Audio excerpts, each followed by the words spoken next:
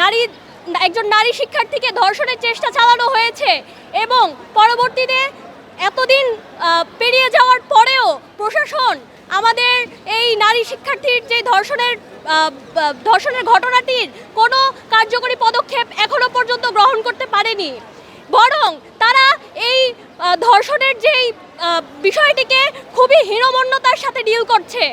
আপনাদের বলতে চাই, আপনারা দেখবেন বিগত কয়েক বছর ধরে আমাদের পুরো দেশে যে পরিমাণে নারীদের প্রতি নিপীড়ন এবং ধর্ষণ চলে আসছে সেটি ক্রমাগত বেড়েই চলছে এবং সেই বিচারহীনতার ধারাবাহিকতায় স্কুল, কলেজ, মাদ্রাসা এবং বিশ্ববিদ্যালয়ের মতো নিরাপদ জায়গাগুলোতেও নারীরা এখন নিরাপদ না। তারা প্রতিনিয়ত ধর্ষণ এবং নারী নিপীড়নের শিকার হয়ে যাচ্ছে। আপনাদের বলতে চাই যে এই ধর্ষণ আমাদের সমাজে কোনো বিচ্ছিন্ন ঘটনা নয়। ধর্ষণ আমাদের এই সমাজের যেই দুরবস্থা, চিন্তাভাবনার যে দুরবস্থা সেটিরই প্রতিফলন। আমাদের দেশে একজন নারী বাহিরে রাস্তাঘাটে প্রতিনিয়ত রাস্তাঘাটে প্রতিনিয়ত হ্যারাসমেন্টের শিকার হয়, কর্মক্ষেত্রে কলিগদের থেকে শুরু করে এমনকি শিক্ষা প্রতিষ্ঠানের শিক্ষকদের থেকেও তারা এখনো লাঞ্ছিত হয়। আপনাদের বলতে চাই, সবথেকে বেশি দুঃখজনক বিষয় হচ্ছে এটি যে বিভিন্ন রাজনৈতিক দলগুলো এখন এটার পক্ষে, মানে এই বিচারের পক্ষে না দাঁড়িয়ে বরং তারা এই ধর্ষণের মতো একটা সংবেদনশীল যে ঘটনাকে নিয়ে তারা অপরাজনীতি করছে। আপনাদের বলতে চাই যে এই ধর্ষণের মতো যেই সংবেদনশীল একটি ঘটনা, সেই ঘটনায় আমরা দল মত নির্বিশেষে যে নারীর প্রতি নিপীড়ন বা সহিংসতা, এটি একটি শাস্তিযোগ্য অপরাধ এবং আমরা বলতে চাই যে এই ধর্ষণ, নিপীড়ন এবং নারীর প্রতি সকল প্রকার হ্যারাসমেন্টের বিরুদ্ধে আমাদের দল মত নির্বিশেষে একসাথে একই ব্যানারে দাঁড়াতে হবে। আপনাদের বলতে চাই, আমরা আজ জাহাঙ্গীরনগর বিশ্ববিদ্যালয়ে যে দাবি তুলেছেন শিক্ষার্থীরা, প্রক্টরের পদত্যাগ এবং যেই ধর্ষণ হয়েছে সেই ধর্ষণের যেই বিচার এবং বিশেষ করে প্রত্যেকটা ক্যাম্পাসে, স্কুল, কলেজ, মাদ্রাসা প্রত্যেকটা ক্যাম্পাসে নারী শিক্ষার্থীদের নিরাপত্তা নিশ্চিত করতে হবে। এবং আমরা বলতে চাই, এবং সেই জাহাঙ্গীরনগর বিশ্ববিদ্যালয়ের যেই আন্দোলন, সেই আন্দোলনের সাথে সংহতি জানিয়ে আমরা আজকে এখানে অবস্থান করেছি এবং আমরা প্রত্যেকটা ক্যাম্পাসে নারী নিরাপত্তা, নারী পুরুষ সকল শিক্ষার্থীদের নিরাপত্তা চাই। সেখানে শিক্ষার্থীরা, আন্দোলনের নেতৃবৃন্দ এখন চেষ্টা করছেন একটা সংবাদ সম্মেলনের মধ্য দিয়ে তাদের আগামী প্রস্তুতি, আগামী কর্মসূচিগুলো জানানোর এবং তারা যে দাবিগুলোর ভিত্তিতে এই আন্দোলনটা করছেন আমরা সেই দাবিগুলো আবার মেনশন করতে চাই।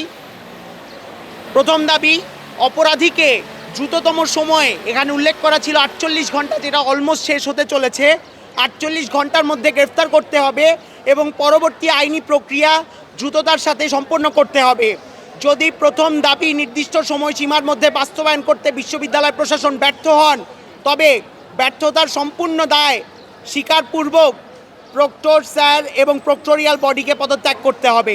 হেনস্থা প্রতিরোধে কার্যকর ব্যবস্থা গ্রহণ করতে হবে, কুইক রেসপন্স টিম গঠন করতে হবে এবং প্রক্টোরিয়াল টিমের সরাসরি তত্ত্বাবধানে তার সার্বক্ষণিক সক্রিয়তা নিশ্চিত করতে হবে। সক্রিয় এবং কার্যকরী ইমার্জেন্সি হটলাইন চালু করতে হবে।